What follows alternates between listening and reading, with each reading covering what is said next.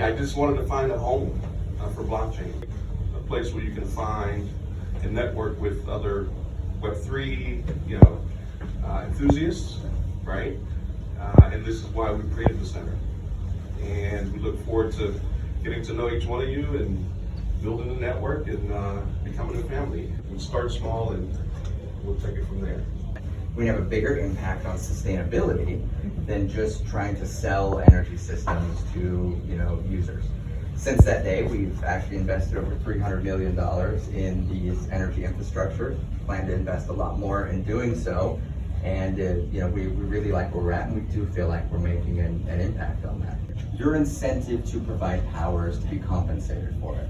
We believe being large loads that are incredibly flexible allow an incentive for additional generation to be built, and it's for it to be 100% utilized in mining and we're of course happy to pay the utility for that. And then when it's needed back to the grid, we can shut off right away. Unlike a traditional data center, because we're only 2% of the network, we can disappear from the network for some period of time, an hour, 5 minutes, 3 days, right? And then we can come right back on and use that power. One of our key issues was somebody has to pay for it, right? And that comes down to power.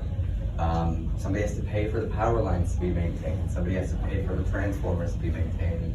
And what we think is important, somebody has to give the utilities a reason to produce more clean energy. Everything there's transitions, right?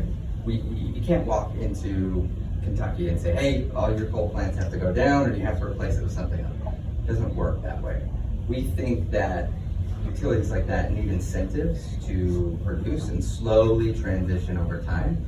And Bitcoin, as a large power consumer that can go up and down, we believe is one of the only ways that exists for that to happen and to create the right incentives to strengthen the grid.